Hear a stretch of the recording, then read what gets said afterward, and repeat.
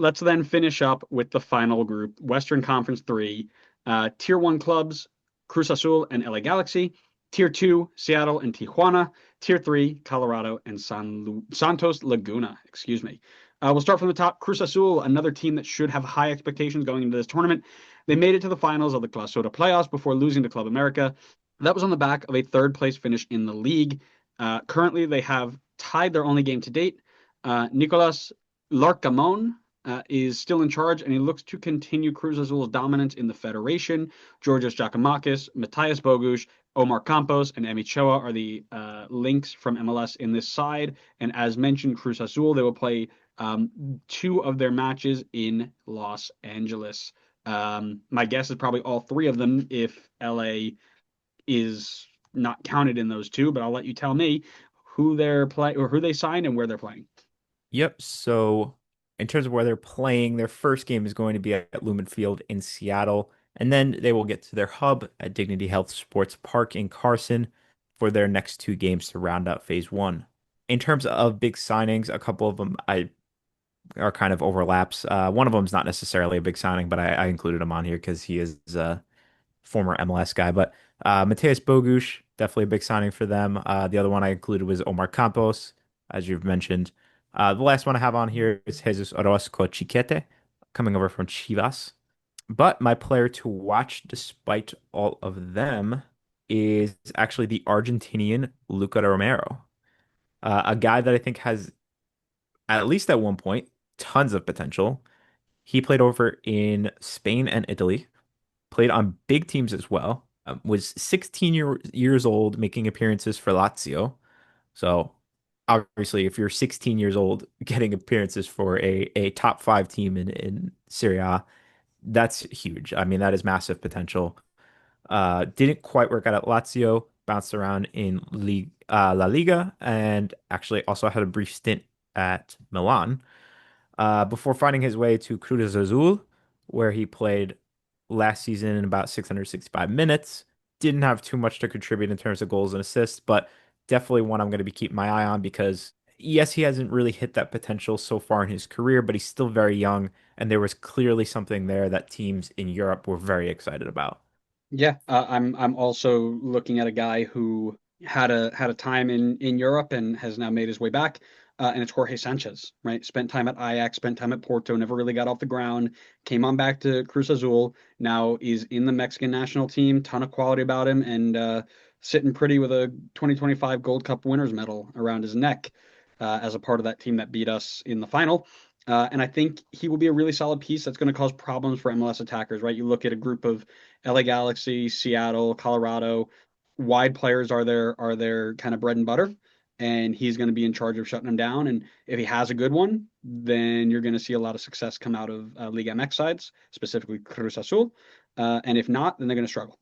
LA Galaxy, then, speaking of teams that love their wide players, a tough one here because they are starting to turn things around a little bit, but a key injury to one Ricky Puig and a roster decimation after their MLS Cup victory has handcuffed them to the bottom of the Western Conference. They are fighting against the wooden spoon, and Greg Vanney has done his best without Ricky Puig, but also trying to deal with injuries to key players like Joseph Painso and Gabriel Peck. It hasn't been an easy task. They need to flip a switch and have a good Leagues Cup showing because I don't know if playoffs are in the cards anymore. I think you're kind of out of that race. Talking about where they're playing and some big signings. Well, one thing I think will help them out a bit here is they are going to be playing all of their games at Dignity Health Sports Park in Carson. So having home games for all of that, not having to travel should be a little bit of a boost for them. In terms of big signings, there really hasn't been much. As Andrew mentioned, they were kind of handcuffed in terms of what they were able to do with this roster. One name that was, I would say, I guess, kind of a bigger, more well-known name coming into the team was Matthias Jorgensen, not New York Rebels Matthias Jorgensen, but a different one coming over in defense, a guy with a lot of experience over in Europe, another aging center back to add to their very old center back room. The only other one I mentioned is the only time I've mentioned from a team that a big loss, Dejan Joveljic, their star striker from last year. So definitely going to be a big loss felt for them in this competition. My player to watch though is Marco Reus. A guy that we had talked about at the start of the season as needing to kind of step up for them and fill the void of Ricky Puig this season, who's out with injury. And listen, I mean, I think we kind of we should have, if we didn't expect Marco Reus to not be playing a significant number of minutes. He is aging, he has had injury history, and that's kind of the case. He's had 1,300 minutes. But when he is playing, he seems to be pretty darn productive for them. I mean, he seems to be the only productive player across this team so far this season, but he's got 5 goals, 7 assists in 1,300 minutes. So if the Galaxy are going to get anything out of this tournament, we know what Peck is capable of. We know what Paintsel is capable of. We know what like a lot of their, a couple of their, more attacking players are capable of. To me, it's going to come down to like what Royce is able to do to kind of help aid them and try to bring the best out of all these players. Yeah, I almost put Marco Reus because I was looking for a player that I think needs to step up for this LA Galaxy team and do it in Leagues Cup. But I looked at his numbers. I'm like, he hasn't been terrible with the players that are around him and kind of what he does. But one person who definitely could do better, it's Carlos Garces, right? Somebody that we had tabbed and you specifically put Defensive Player of the Year on him as that was going to be his award this year. I don't know why you would do that, knowing that this was coming, but Did I do he that? I mean, it definitely wasn't me. I would never do such a thing. Oh Um, yeah, no, never. um, I don't have great luck with picking defensive players of the year. Yeah, honestly, you curse like you need to just stop talking about center backs, period. Every time you talk about a center back, you ruin their career. I heard that Thiago Martins is going to be defensive player of the year next year, mixed with no. You should have been picking him every single year as defensive player of the year. Yeah, Miles Robinson and Matt Miazga combined are going to have a co-defensive player of the year. Watch them crumble. You Garces has played in 19 of 23 games, and they have the worst defensive record in the league. Like, step it up.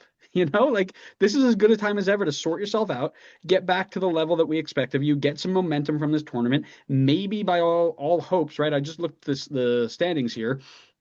They are 13 points out with 10 to go. They're going to need a heck of a lot of help. And my guess is not going to happen. But at the very least, similar to a St. Louis last year, which again didn't really translate to this year, but get yourself on a good bit of run, end the season the right way, save some face. Maybe it's my face, but save some face, will you? Let's go to Seattle then. Let's go to the second MLS team in the group because they had what we described as an impressive performance at the Club World Cup. They didn't get any points, but in a group that we expected them to get blown out of the water in, they held their own. Right now, Brian Schmetzer's men are primed for another MLS Cup challenge, but first they're going to have to deal with the League's Cup. They sit on 34 points through 22 games, 9 wins in that time span, just 1 point out of the home playoff games. Jesus Ferreira starting to pick up some form, and the players are ready for a challenge for both trophies in League's Cup and MLS as we enter the final stretch of the season. Talk to me about signings. Talk to me about locations. Sure. So Seattle is going to get the beneficiary of being able to play every game at Lumen Field. So they're going to be home for all 3 games, no travel. That should be a boost for them, especially coming off of having to play games recently in the FIFA Club World Cup. In terms of big signings, Andrew just mentioned one of them before. Jesus Ferreira joined the team over from Dallas, and along with him came Paul Arriola. The aforementioned Jesus Ferreira is also my player to watch in this competition because, Andrew last season had talked about Jesus Ferreira being an MVP type of player, and I'm still kind of waiting for him to get to that level. Um, and we just haven't seen that in the last few years. What, you have something to say over there? I'd like for you to stop putting your shortcomings onto my shoulders. I carry this thing enough. I don't need to carry you as well. Listen, if you can't handle it, don't dish it out. I don't Uh, dish it out. You were the one who you, picked you him. you literally just said that Garces was my defensive player of the year pick. Listen, if you don't look it up, then it's true. I did look it up. My pick You was don't need to Jackson look it Reagan. up. No, you did not. I have it in my file. Your Roll files the are clip. wrong. Roll the clip. Corrupted. Corrupted. Roll the clip. Um, I rolled a clip and I just put the audio like Carlos it's just Garces. edited. But yes, Jesus Ferreira is my pick here. He has not found the form that he once had Honestly, probably since his move to Russia broke down, he kind of has just completely fallen off in form, and really has not gotten back up to that level since then. But as Andrew mentioned before, has been doing a little bit better lately, and I'm hoping maybe this is a chance for him in this competition to really solidify that form again and just find his footing. He's got 2 goals and 1 assist in his last 5 games, so again, maybe an opportunity for him to try to rediscover that form he had in Dallas before that move fell through. Yeah, no, no, that's a really good point. It did seem to be a turning point for him. Is this the first time in the entire 2 episodes we've done that we have the same person for player to watch? I think it might be. Yes, actually, I think so. That isn't how insane is that? We've gone through like what? We're doing 30-16. We gotta have gone through 30 teams at this point, maybe more. And this is the first time that's happened. That's crazy. Yeah, That's I'm pretty also keeping an impressive. eye on Jesus Ferreira. I haven't seen a ton of Seattle, admittedly, but all the reports are saying that he's really starting to find some form. Some of our friends on Twitter are talking very highly of him. And that's only great for Seattle and MLS as we enter the final stretch here. So they're unbeaten in the last 4, but they need to start turning these draws into wins. They want to climb and hold on to the top 4 category. And in form, Jesus Ferrer will do that for you, and he can use Leagues Cup to really, really solidify that form. So excited to see that happen. All right, final 3 teams here. We're going to go to Club Tijuana. Currently middle of the pack in the Apertura, 1 win from 2. They had a relatively disappointing showing in the Clausura, finishing 13th on 6 wins and 29 goals scored.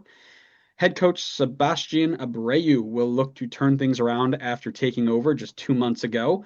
And those of you who might know, he will also be looking to avoid being sent off by headbutting a referee just 7 minutes into play. Do you remember that? I do not. Oh man, you need to watch more soccer then. Club Tijuana's old coach, also former Red Bull, Juan Carlos Osorio, in the final game of their group stage, I think they had already been sent home. They were playing LAFC, disagreed with the referee's decision and got into the face of the fourth official.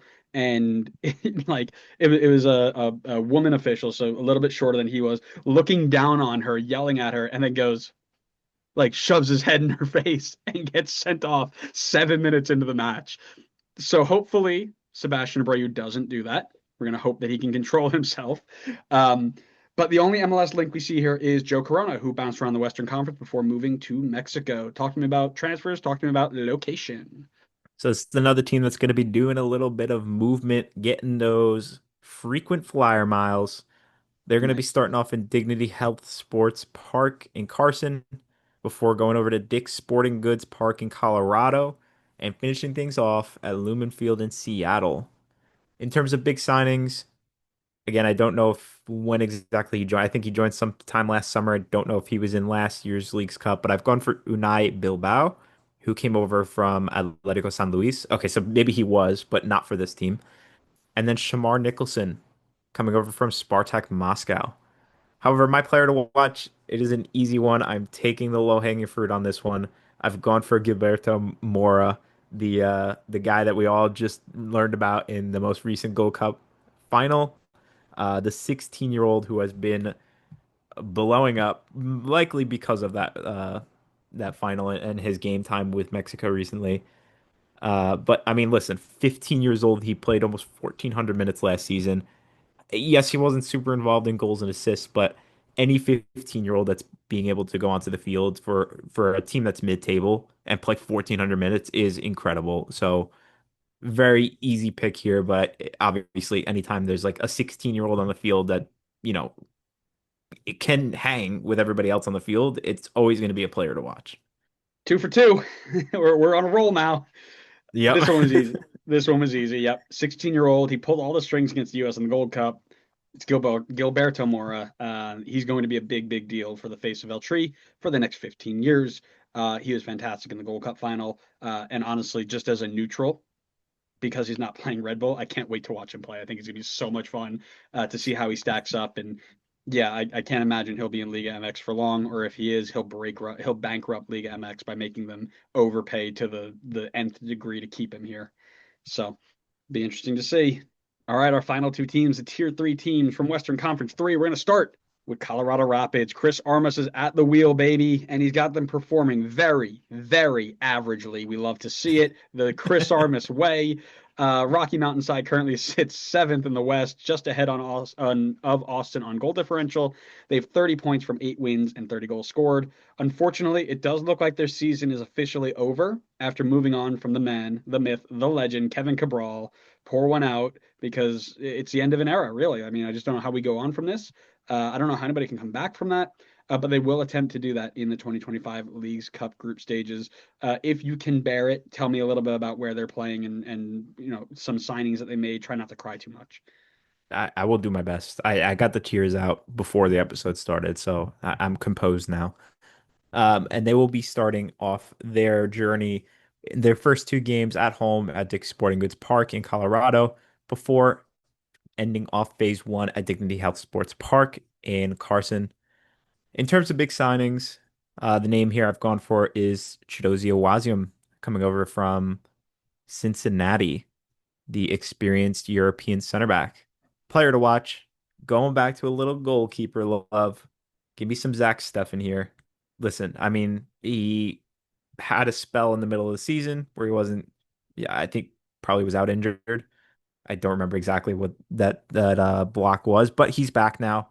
Has made their last two appearances with the team, and has really been just much better this season than he was previously. Last year he was really rough for Colorado, but has seemed to settle in and has upped his save percentage. And of course, our favorite stat, he is on a swing of 13.3 compared to last year in PSXG plus minus. It's a huge step up for him. And it's a big opportunity because the goalkeeper door is wide open for the USMNT. So we'd love to see him kind of get his form back again and maybe make an outside shot at maybe even that goalkeeper one spot in the team, but at the very least, a shot to get into that World Cup squad. But we're 3 for 3, friend. We got more goalkeeper love. It's Zach Steffen, the player to watch. Part of me wants to think that we're holding a Gold Cup trophy right now if he doesn't get hurt in the lead up to these games, right? I thought Matt Freese was good. I think Zach Steffen's better, and I think that he doesn't make some of those mistakes to put us in tough moments. I know, Grace. Me too. Me too, baby. I know. I know. I wish we would have won the thing too, but I still think he's got a really good shot at the number one goalkeeper job come World Cup time if he can get into the friendlies and perform well. And I think a good showing here at the Leagues Cup will help him out. It helped him out last time. I mean, the reason he's back in the national team after a tough season last year was that a 1 month period of time he was the best goalkeeper in the league in Leagues Cup. He got Colorado to third place in the third place game at least. And then he fell off the face of the map again, right? But because of that, he got into the national team, and now he's pushing for the number one job. He can do that again here, I believe. And finally, let's finish this preview series off with Santos Laguna, team 18 of 18 in the Clausura with 2 wins and only 7 points. Southampton are just kicking themselves for having performances like that. However, they sit at 50% of their win total right now. They've already picked up a win in their first two matches. Fernando Ortiz is in charge and will look to defy the odds with his team in a very tough Leagues Cup group. MLS links are few and far between. The only one I could find, Christian DeJome, standing out at first glance. Talk to me about transfers. Talk to me about where they're playing. Yep. So Santos Laguna is going to be another team that's bouncing around a bit here, starting off with Dick's Sporting Goods Park in Colorado, before going over to Lumen Field in Seattle, and then finishing things off at Dignity Health Sports Park in Carson. In terms of signings, two here that I will call out, Javier Güemes coming over from Atlético San Luis. And then the other one is Kevin Palacios coming over from Millonarios in Colombia. My player to watch, I have gone for Fran Villalba. Is this because I like the last name? Because Tito Villalba? I don't know. Maybe. No, but for real, I've gone for Fran Villalba because he's a guy with a lot of European experience that came over, played last season with Santos Laguna, and then now is coming into this season with 1 year under his belt in Liga MX. And I think he could be that. I really think he could be a key piece for them. Again, similar to Querétaro, it's going to be an uphill battle for them. And maybe he can use his time over in Europe as like good experience for both himself and for his teammates and be kind of that difference maker because in a cup competition like this, really that is a huge just having one player that is just red hot can make such a big difference. So maybe he could be that guy. He's the guy I'm keeping my eye on. You would go for a Euro snob pick to be your final player to watch. Yeah. Got to end things off on a high note. Yeah. I'm going for Kevin Bolanta. Is it because I remember having his FIFA card as a trading method? I used to buy low, sell high on Kevin Bolanta to make thousands of coins a night, maybe. But he was brought in to try and sort out the defensive issues, I assume, considering that they conceded a whopping 36 goals in 17 games in the Clausura. And as we know, if you're conceding 2 goals a game, you're probably not going to have long-term success. So he comes in with significant Liga MX experience, and he's going to try and solidify that back line and get him to a new standard of defense. Do I think he's going to single-handedly bring them into a level of success where they get out of the Leagues Cup group? No. Do I think that he can use this to get tactics right and be more successful in Leagues Cup or in Liga MX? I do. So that's what I'm looking for. Connor, let's finish up with some predictions. What do you got? 6-1. All right, at six, this is actually the first group I have where I don't have anybody with the same number of points. It's kind of nuts. Um, at six, I've gone for Santos Laguna. At five, I've gone for Colorado. At four, I've gone for Galaxy. Three, Seattle. Two, Tijuana. And number one, probably pretty obviously, Cruz Azul. All right, my 6-1. I've got Santos Laguna at 6. I got LA Galaxy at 5. I've got Colorado at 4. I've got Tijuana at 3. I've got Seattle at 2. And I've got Cruz Azul at 1.